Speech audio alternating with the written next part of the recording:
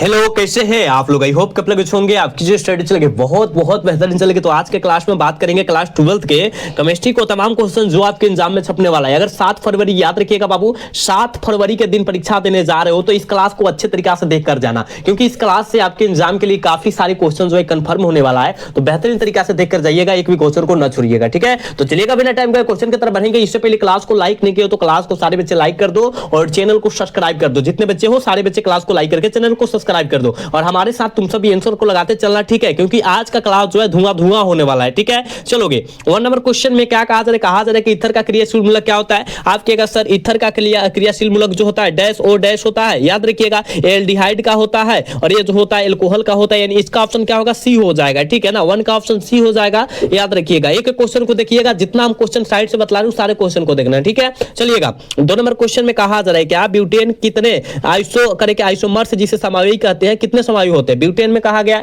आप कहेगा गुरुजी हम जानते हैं 2 को समावयवी होता है, यानी ऑप्शन नहीं हो जाएगा, ठीक है, बिल्कुल ऑप्शन नहीं होगा। याद रखिएगा एक क्वेश्चन को देखना है, कोई भी क्वेश्चन को ना छोड़ना है, ठीक है। चलोगे बाबू अगला क्वेश्चन का आंसर लगाओगे। ये क्वेश्चन हमने कितना बार तुम सबको बतलाया है, ठीक है।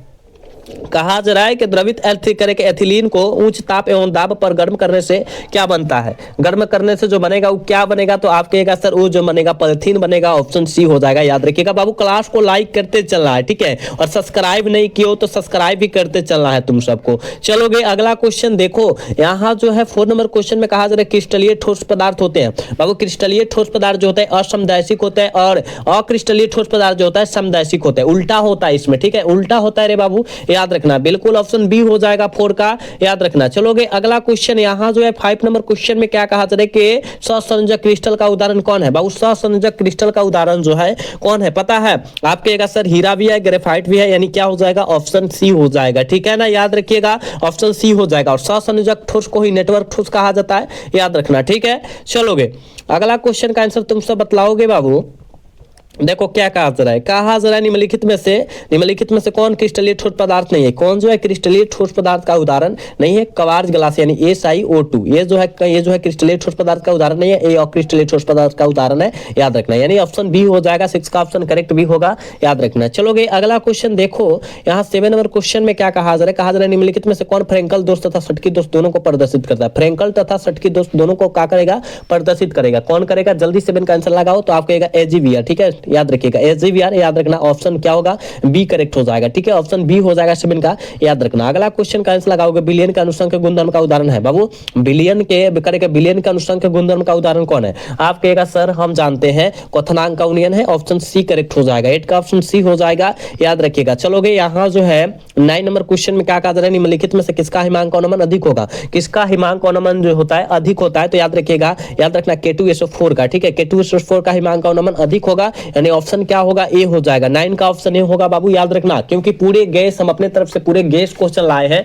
तो आपका फर्ज बनता है सारे बच्चे को क्लास को देखना और अच्छे तरीके से याद करना, ठीक है बाबू। चलोगे अगला क्वेश्चन का आंसर लगाओ। फैराडे का प्रथम नियम है। फैराडे का प्रथम नियम क्या है, आप कहेगा सर हम जानते हैं, ये जो है M बराबर क्या है, GZCT है, याद रखिएगा। यानी ऑप्शन कहां दिया है, ऑप्शन बी में दिया है, ऑप्शन बी हो जाएगा, 10 का ऑप्शन बी हो जाएगा, याद रखिएगा। चलिएगा नेक्स्ट क्वेश्चन देखो, 11 नंबर क्वेश्चन में क्या कहा जा रहा है कि किसी इलेक्ट्रोड के भी इलेक्ट्रॉन त्यागने तथा प्राप्त करने की प्रवृत्ति कहलाती है। क्या कहलाती है, आप कहेगा उसे हम लोग इलेक्ट्रोड विभव कहते हैं, ऑप्शन सी करेक्ट होगा, याद रखना। नेक्स्ट क्वेश्चन का आंसर लगाओ बाबू, कहा जा रहा है निम्नलिखित में से कौन द्वितीयक सेल है। कौन जो है द्वितीयक सेल का उदाहरण है, जल्दी से लगाओगे क्या हो जाएगा, द्वितीयक सेल का उदाहरण जो है कौन है। 12 का आंसर क्या हो जाएगा, आप कहेगा सर हम जानते हैं द्वितीयक सेल का उदाहरण जो हो जाएगा लेड स्टोरेज बैटरी हो जाएगा, बिल्कुल ऑप्शन बी हो जाएगा 12 का, ठीक है। चल बाबू अगला क्वेश्चन का आंसर लगाओ तुम सब। देखो 13 नंबर क्वेश्चन में क्या कहा जा रहा है, कहा जा रहा है कि एक मिनट रुकना, 1 मिनट।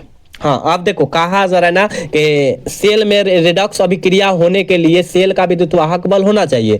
सेल में रिडक्स अभिक्रिया, सेल मतलब बैटरी होता है और बैटरी में रिडक्स अभिक्रिया होने के लिए विद्युत वाहक बल क्या होना चाहिए, तो आप कहेगा गुरुजी हम जानते हैं धनात्मक होना चाहिए, प्लस में होना चाहिए, समझ में आया ना, यानी ऑप्शन ए हो जाएगा, ठीक है, ऑपोजिट जिसे कहते हैं। चलोगे इसका आंसर लगाओगे। देख बाबू 14 नंबर क्वेश्चन में क्या कहा जा रहा है, द्रवित NaCl के विद्युत अपघट्ट करके अपघट्ट से कैथोड पर मुक्त होता है। क्या मुक्त होता है? जल्दी लगाओगे। 14 का आंसर क्या हो जाएगा? पता है? कहिएगा जी सर हमको पता है, सोडियम मुक्त होता है। बिल्कुल ऑप्शन बी होगा। ठीक है, नेक्स्ट क्वेश्चन देख भाई, यहाँ जो है 15 नंबर क्वेश्चन में कहा जा रहा है कि अनुक्ता का एक उदाहरण। अनुक्ता जो होता है किसका उदाहरण है? आप कहेगा सर क्या समदैशिक मान का उदाहरण है। बिल्कुल ऑप्शन ए हो जाएगा 15 का। ठीक है, चलोगे यहाँ जो है 16 नंबर क्वेश्चन में क्या कहा जा रहा है? कारक जो अभिक्रिया के दर को प्रभावित करता है उससे हम लोग क्या कहते हैं? कारक जो अभिक्रिया के दर को प्रभावित करेगा, ताप कहेंगे, दाब कहेंगे, सांद्रण कहेंगे, यानी ऑप्शन डी हो जाएगा। ठीक है, अगला क्वेश्चन का आंसर लगा दो। देखो ये बहुत आसान क्वेश्चन हुआ है। कहा जा रहा है कि अभिक्रिया का करके एक अभिक्रिया का वेग समीकरण इतना है और देखो इसके ऊपर इतना इतना दिया है ना, तो उसको दोनों को क्या कर दो? ऐड कर दो, जोड़ दो। ठीक है, तो इसका अभिक्रिया की कोटि निकल जाएगा, यानी 3 हो जाएगा। समझ में आया ना? बहुत आसान तरीका से समझ में आ गया होगा। चलो इसका आंसर लगाओगे। कहा जा रहा है ना विद्युत क्षेत्र के प्रभाव से करे के कोलाइडी कणों का गमन कहलाता है। क्या कहलाता है? कोलाइडी कणों का गमन जो कहलाता है वो क्या कहलाता है? तो आप कहिएगा सर वैद्युत कण संचलन कहलाता है। बिल्कुल ऑप्शन डी करेक्ट होगा। 18 का बाबू याद रखना। 19 नंबर क्वेश्चन में कहा जा रहा है फास्फोरिक पेंटाक्साइड एक अच्छा होता है। फास्फोरिक पेंटाक्साइड जो होता है अच्छा होता है। क्या चीज का अच्छा होता है? तो आप कहिएगा सर जी ये अच्छा होगा अवशोषण के लिए अच्छा होगा। याद रखना ऑप्शन बी हो जाएगा। ठीक है, नेक्स्ट का ऑप्शन बी होगा। याद रखिएगा।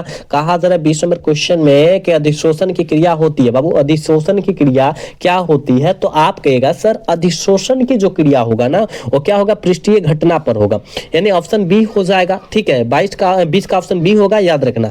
चलोगे 21 नंबर क्वेश्चन में क्या कहा जा रहा है? कहा जा रहा है कि अधिशोषण में मुक्त ऊर्जा कहलाती है। अधिशोषण में मुक्त ऊर्जा जो कहलाएगी वो याद रखिएगा अधिशोषण ऊर्जा कहलाएगी, यानी ऑप्शन सी होगा। 21 का ऑप्शन सी होगा। याद रखना। 22 नंबर क्वेश्चन में कहा जा रहा है जिंक का अयस्क है। बाबू जिंक का अयस्क जो है कौन है? जिंक का अयस्क जो होता है क्या होता है? तो याद रखिएगा सर जिंक का अयस्क की बात किया गया है। जिंक प्लेट होगा, जिंकाइड हो जाएगा, केलेमानी हो जाएगा। ऑप्शन डी हो जाएगा। 22 का ऑप्शन जो बच्चा डी टिक आउट करे 100% सही हो जाएगा। बात समझ में आ रहा है ना? सारे बच्चे अच्छे तरीका से समझना। ठीक है, देख भाई कहा जा रहा है कॉपर पाइराइट का अयस्क क्या? कॉपर पाइराइट किसका अयस्क होता है? पता है? कहिएगा सर हम जानते हैं कॉपर पाइराइट जो होगा वो तांबा जिसे कॉपर कहते हैं, कॉपर का अयस्क होता है। ऑप्शन बी करेक्ट हो जाएगा। समझ में आ रहा है ना? चलोगे यहाँ जो है देखो क्या कहा जा रहा है 24 नंबर क्वेश्चन में कहा जा रहा है ना निम्नलिखित में से कौन लोहा का अयस्क नहीं है? लोहा का अयस्क जो है कौन नहीं है? जल्दी से लगाओगे। 24 का आंसर क्या हो जाएगा? तो आप कहिएगा सर कैसिटेराइड नहीं है, यानी ऑप्शन डी हो जाएगा। ठीक है ना, ऑप्शन डी हो जाएगा 24 का। याद रखना। अगला क्वेश्चन का आंसर सारे बच्चे लगाओगे। देखो यहाँ 25 नंबर क्वेश्चन में कहा जा रहा है कि साइनाइड विधि द्वारा प्राप्त होता है। साइनाइड विधि द्वारा क्या प्राप्त होता है? तो याद रखिएगा सिल्वर। एजी कहते हैं। क्या कहते हैं? एजी इसका संकेत होता है। ऑप्शन सी करेक्ट होगा बाबू। 25 का ऑप्शन सी हो जाएगा। याद रखना। ठीक है, चल बाबू अगला क्वेश्चन का आंसर फटाफट लगाओ। देख क्या कहा जा रहा है? कहा जा रहा है निम्नलिखित में से कौन सी धातु प्राकृतिक में मुक्त अवस्था में पाई जाती है? कौन जो है प्राकृतिक में जो है मुक्त अवस्था में पाई जाती है? 26 का आंसर क्या होने वाला है? फटाफट लगा दो। आप कहेगा प्लेटिनियम होता है। ठीक है, यानी क्या होगा? ऑप्शन डी करेक्ट हो जाएगा। ठीक है ना, यानी पीटी जिसे संकेत करते हैं। याद रखना। चलोगे निक्षालन द्वारा निक्षालन द्वारा एक्स का किया जाता है। बाबू निक्षालन द्वारा एक्स का क्या किया जाता है? आप कहेंगे तो बहुत आसान क्वेश्चन है सर जी। वो क्या होगा? सांद्रण हो जाएगा। ऑप्शन बी हो जाएगा। अरे भाई क्लास को लाइक करो, सारे बच्चे क्लास को लाइक करो, चैनल को सब्सक्राइब करते चलो। तुम सबके लिए इतना क्वेश्चन अच्छा लाया जा रहा है, तुम सब क्लास को लाइक नहीं करता। इसका आंसर लगाओ। कहा जा रहा है कि पायरोफास्फोरिक अम्ल का सूत्र क्या होता है? पायरोफास्फोरिक अम्ल का सूत्र क्या होता है? कहिएगा H4P2O7 होता है। याद रखिएगा पायरोफास्फोरिक अम्ल का सूत्र, यानी ऑप्शन बी में दिया है। ठीक है, समझ में आ रहा है ना? चलोगे कहा जा रहा है कि नाइट्रोजन अक्सर करके अक्रिय होता है। क्यों? देखो नाइट्रोजन अक्रिय होता है क्योंकि इसकी भी घटन क्षमता जो होता है उच्च होता है, यानी ऑप्शन क्या होगा? डी हो जाएगा। 29 का ऑप्शन सी हो जाएगा। याद रखना। ठीक है, चलो यहाँ जो है देखो क्या कहा जा रहा है? कहा जा रहा है कि नाइट्रिक अम्ल का अपेक्षिक घनत्व क्या होता है? नाइट्रिक अम्ल का अपेक्षिक घनत्व क्या होता है? जल्दी लगाओगे। क्या हो जाएगा? अपेक्षिक घनत्व की बात किया गया है। हम लोग जानते हैं, आप लोग जानते हैं कि याद रखिएगा सर 1.43 होता है। याद रखना। ठीक है ना, याद रखना। ठीक है, इसका सूत्र क्या होता है? HNO3 होता है। नाइट्रिक अम्ल का सूत्र आप सब याद रखना। इस सारे नाइट्रिक अम्ल का सूत्र होता है HNO3 होता है। याद रखिएगा। ठीक है, इसका ऑप्शन बी हो जाएगा। निम्नलिखित में से रंगहीन कौन होता है? रंगहीन बबुआ कौन होता है? जल्दी लगाओगे। आप कहेगा सर NO2 होता है। यानी ऑप्शन क्या होगा याद रखिएगा, नाइट्रोजन डाइऑक्साइड कहेंगे उसको। चलोगे इसका आंसर लगाओगे SO2 सल्फर का ऑक्सीकरण के SO2 में सल्फर की ऑक्सीकरण संख्या क्या होती है? SO2 में सल्फर की ऑक्सीकरण संख्या जो होती है क्या होती है? तो +4 होता है बाबू, यानी करेक्ट ऑप्शन बी होगा 32 का। समझ रहा है ना? चलोगे अगला क्वेश्चन, यहाँ 33 नंबर क्वेश्चन में कहा जा रहा है कि ऑक्सीजन और ओजोन होते हैं बाबू। ऑक्सीजन और ओजोन क्या होता है? तो आप कहेगा सर ऑक्सीजन और ओजोन जो होता है अपरूप होता है, बिल्कुल ऑप्शन सी होगा। ठीक है, चलोगे यहाँ जो है कहा जा रहा है ओजोन का रंग करे कि ओजोन का रंग होता है बाबू। ओजोन का रंग जो होता है कैसा होता है? जल्दी से लगाओ, ओजोन का रंग जो होता है कैसा होता है? हमने बतलाया था हल्का जो होगा क्या होगा? हल्का जो होगा नीला होगा, यानी ऑप्शन बी होगा। 34 का ऑप्शन जो बच्चा बी टिक आउट करे बिल्कुल सही हो जाएगा। ठीक है, नेक्स्ट क्वेश्चन देखो, यहाँ 35 नंबर क्वेश्चन में कहा जा रहा है कि वह गैस जो जल के ऊपर एकत्रित नहीं किया जाता है वह कहलाती है। वह गैस जो जल के ऊपर एकत्रित नहीं किया जा सकता उस गैस का नाम बतलाना है, तो सल्फर डाइऑक्साइड। ठीक है, ऑप्शन SO2 ऑप्शन डी। चलो, डीकन विधि से प्रमुख उत्प्रेरक होता है। डीकन विधि में प्रमुख जो होता है उत्प्रेरक कौन है? जल्दी इसका आंसर लगाओ। 36 का आंसर फटाफट लगाओ तो कहिएगा CuCl2 होता है, यानी ऑप्शन क्या होगा? ए हो जाएगा। ठीक है, 36 का ऑप्शन ए होगा बबुआ, याद रखना। 37 नंबर क्वेश्चन में कहा जा रहा है ना, कहा जा रहा है कि क्लोरीन रंगीन फूलों को रंगहीन कर देता है, क्योंकि यह क्या होता है? क्योंकि यह क्या होता है? आप कहिएगा गुरुजी हम जानते हैं ऑक्सीकारक इसमें होता है, इसलिए तो ये कर देता है, रंगीन कर देता है। ठीक है, चलो कहा जा रहा है निम्नलिखित में से कौन हाइड्रोजन बंधन नहीं बनाता है? HCl हाइड्रोक्लोरिक अम्ल। ठीक है, ऑप्शन सी करेक्ट होगा 38 का, याद रखिएगा। ठीक है, इसका आंसर लगा बाबू। कहा जा रहा है कि निम्नलिखित किनकी आकृति वर्ग तलीय होता है? किनकी आकृति जो होता है वर्ग तलीय होता है? जल्दी लगाओगे 39 का आंसर आप गएगा सर XeF4 का। ठीक है, यानी ऑप्शन बी करेक्ट होगा 39 का, याद रखिएगा। नेक्स्ट क्वेश्चन बबुआ रे 40 नंबर क्वेश्चन में क्या कहा जा रहा है? हीलियम का मुख्य स्रोत क्या है? हीलियम का मुख्य स्रोत जो होता है सूर्य होता है। क्या होता है? सूर्य तो दिया नहीं है, लेकिन मोनाजाइट मारो, दोनों होता है लेकिन। ठीक है, ऑप्शन बी करेक्ट होगा। चलो इसका आंसर लगाओ। संक्रमण तत्व का स्थान आवर्त सारणी के अंतर्गत आता है। किस आवर्त सारणी के अंतर्गत आता है? आप कहेगा सर जी हमको पता है, ई जो आएगा ना याद रखिएगा डी ब्लॉक के तत्व के अंतर्गत आएगा, ऑप्शन सी करेक्ट हो जाएगा। ठीक है, याद रखना। अगला क्वेश्चन देखो 42 नंबर क्वेश्चन में कहा जा रहा है क्रोमियम की ऑक्सीकरण अवस्था क्या होती है? क्रोमियम की ऑक्सीकरण अवस्था क्या होती है? जल्दी से लगाओ। 42 का आंसर क्या हो जाएगा? 42 का आंसर क्या हो जाएगा? तो आप कहेगा +3 होता है। कितना? +3 होता है, ऑप्शन बी होगा 42 का, याद रखिएगा। बाबू क्लास को लाइक करते रहो, सब्सक्राइब नहीं किया सब्सक्राइब भी करते रहना। अगला क्वेश्चन देखो, यहाँ जो है 43 नंबर क्वेश्चन में क्या कहा जाए? एथिलीन करके डाई एमीन होता है। एथिलीन डाई एमीन क्या होता है? तो आप कहेगा सर हम जानते हैं, ई जो होता है ना बाइडेटेक लिगेंड होता है, यानी ऑप्शन बी होगा 43 का, याद रखना। अगला क्वेश्चन देखो 44 नंबर क्वेश्चन में क्या कहा जा रहा है? कहा जा रहा है कि जटिल यौगिक CH यहाँ K4 और Fe इंटू जो है CN होल 6 दिया है, और इसकी Fe की जो है मतलब लोहा की जो है प्रसंकरण पूछा जा रहा है, क्या होता है? तो आप कहेगा गुरुजी हम जान जाएंगे, D² हो जाएगा। ठीक है, यानी ऑप्शन डी हो जाएगा। इसके लिए कंसेप्ट पढ़ना पड़ेगा तुमको। ठीक है, चलोगे कहा जा रहा है क्लोरोफॉर्म एक है। क्लोरोफॉर्म जो होता है एक क्या होता है? आप कहेगा सर जी हो जाएगा हाइलो ब्यूटेन होता है, बिल्कुल ऑप्शन सी होगा 45 का, याद रखिएगा। नेक्स्ट क्वेश्चन देख भाई, यहाँ जो है 46 नंबर क्वेश्चन में क्या कहा जा रहा है? कहा जा रहा है कि एथिल ब्रोमाइड को एल्कोहली ये कास्टिक पोटास के साथ उबालने पर जो बनता है वो क्या बनता है? आप कहेगा सर वो जो बनेगा एथिलीन बनेगा, यानी एथिलीन गैस बनेगा, ऑप्शन बी हो जाएगा। ठीक है, चल बाबू यहाँ जो है 47 नंबर क्वेश्चन में कहा जा रहा है कि DDT बनाने में क्लोरोबेंजीन किससे अभिक्रिया करता है? क्लोरोबेंजीन जो होता है वो किससे अभिक्रिया करता है? आप कहेगा सर वो जो करेगा चारकोल के साथ करेगा, याद रखना, ऑप्शन बी हो जाए। सर क्या होगा? क्लेर के क्या है? चारकोल। 47 का ऑप्शन चारकोल नहीं होगा, क्या होगा? ऑप्शन बी करेक्ट होगा। ठीक है ना, ऑप्शन बी होगा, हम चारकोल बोल रहे थे। ठीक है, ऑप्शन बी होगा, याद रखिएगा, चारकोल नहीं होगा।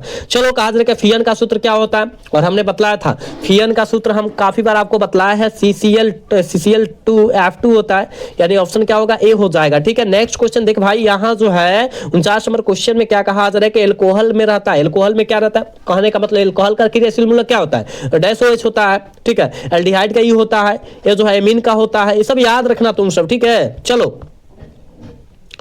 50 नंबर क्वेश्चन में क्या कहा जा रहा है? प्राइमरी एल्कोहल के ऑक्सीकरण के प्रकार के पश्चात प्राप्त पहला अवयव जो होता है क्या होता है? प्राप्त जो है पहला अवयव जो होता है वो क्या होता है? तो कहिएगा सर एल्डिहाइड होता है, और एल्डिहाइड का क्रियाशील मूलक -HO होता है, यानी क्या हो जाएगा? ऑप्शन डी करेक्ट होगा। अगला क्वेश्चन देख भाई, यहाँ जो है 51 नंबर क्वेश्चन में कहा जा रहा है कि डाई एथिल, कह रहे डाई एथिल ईथर एवं करे के मेथिल प्रोपिल ईथर जो होता है क्या होता है? तो आप कहिएगा सर मितावई होता है, यानी ऑप्शन बी हो जाएगा। ठीक है, आप लोग अच्छे तरीका से देखना इस सारे क्वेश्चन को, क्योंकि कुछ क्वेश्चन ऐसा आ रहा है कि तुमको पता भी नहीं होगा। कहा जा रहा है कि ईथर का केंद्रीय ऑक्सीकरण परमाणु होता है, ईथर का केंद्रीय ऑक्सीकरण परमाणु जो होता है वो क्या होता है? आप कहिएगा सर sp3 होता है। ठीक है, यानी 52 का ऑप्शन ए हो जाएगा, बिल्कुल ए हो जाएगा रे भाई, याद रखना। यहाँ जो है 53 नंबर क्वेश्चन में कहा जा रहा है एल्डिहाइड और कीटोन का सामान्य सूत्र क्या होता है? एल्डिहाइड और कीटोन का सामान्य सूत्र जो होता है CnH2n H2NO होता है। कहां दिया है? ऑप्शन बी में दिया है, ऑप्शन बी हो जाएगा। समझ रहा है ना? चलोगे,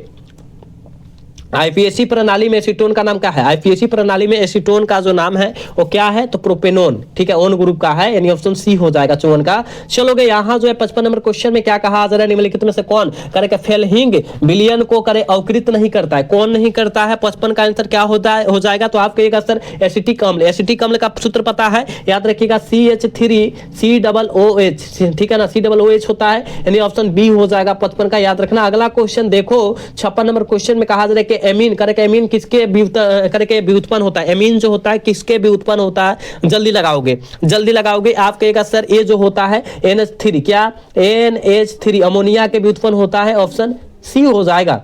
ठीक है, चलोगे, कहा जा रहा है 57 नंबर क्वेश्चन में कि एमीन में एन का प्रसंकरण क्या अवस्था होती है? एमीन में एन का प्रसंक्रमण अवस्था जो होता है वो क्या होता है? आप कहिएगा सर sp3 होता है। याद रखना रे भाई, सारे क्वेश्चन को याद रखना, बिल्कुल ये होगा। ठीक है, ये बहुत गेस क्वेश्चन है, आप सब याद रखते चलो। कहा जा रहा है ना, निम्नलिखित में से किस विधि द्वारा, किस विधि से करके एथिल एमीन बनाया जाता है? किस विधि के द्वारा एथिल एमीन बनाया जाता है? हॉफमैन ब्रोमाइड विक्रिया के द्वारा, बिल्कुल ऑप्शन बी होगा 58 का। नेक्स्ट क्वेश्चन देख भाई, कहा जा रहा है विटामिन ए की कमी से कौन सा रोग होता है? विटामिन ए की कमी से कौन सा रोग होता है? कहिएगा रतौंधी रोग हो जाएगा, ऑप्शन बी हो जाएगा। ठीक है ना, याद रखिएगा। 59 का ऑप्शन क्या होगा? बी होगा। अगला क्वेश्चन देखो, जल में विले की विटामिन करके, जल में विले विटामिन है, जल में कौन सा विले विटामिन है? कौन सा विटामिन मिलता है हमको जल से? आप कहेगा सर, याद रखिएगा ए जो मिलेगा ना, यानी विटामिन बी और विटामिन सी मिलेगा, ऑप्शन डी कर देना। 60 का ऑप्शन डी टिक आउट कर देना बाबू, याद रखना। 61 नंबर क्वेश्चन में कहा जा रहा है निम्नलिखित में से लाओ घूर्णक कौन है? निम्नलिखित में से लाओ घूर्णक का उदाहरण जो है कौन है? तो आप कहेगा सर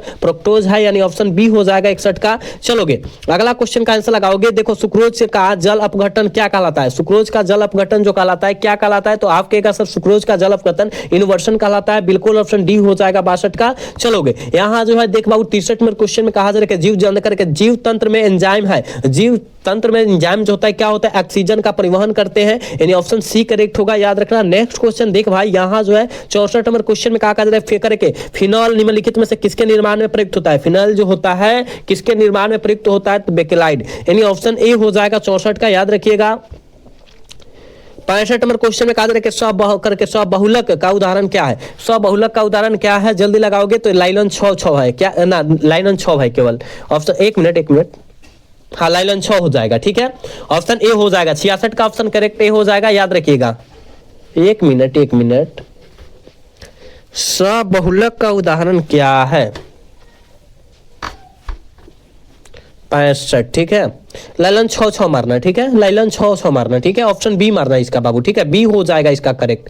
चलोगे, कहा जा रहा है प्राकृतिक बहुलक का उदाहरण कौन है? प्राकृतिक बहुलक का उदाहरण कौन है? तो रबर है, प्रोटीन, यहाँ जो है प्रोटीन है, सेलुलोज है, बिल्कुल इसका ऑप्शन डी होगा, बिल्कुल 100% सही होगा। ठीक है, चलोगे, संश्लेषित बहुलक का उदाहरण क्या है? जल्दी बताओ। संश्लेषित, दो बहुलक होता है, प्राकृतिक और संश्लेषित। ठीक है, तो इसका आंसर लगा दो, क्या हो जाएगा? तो आप कहेगा गुरुजी हमको पता है, याद रखिएगा, लाइलॉन भी होता है, बेकेलाइट भी होता है, ऑप्शन क्या होगा? डी हो जाएगा, क्या होगा? सी हो जाएगा, ए और बी दोनों हो जाएगा 67 का। ठीक है, अगला क्वेश्चन देख भाई, कहते दर्द निवारण की दवाई कहलाती है, दर्द निवारण की दवाई जो कहलाती है वो क्या कहलाती है? देखो, दर्द निवारण के जो दवा दिया जाता है वो निवारण कर देता है, मतलब शांत कर देता है दर्द को, उसे क्या कहते हैं? तो आप कहेगा उसे हम लोग क्या कहेंगे?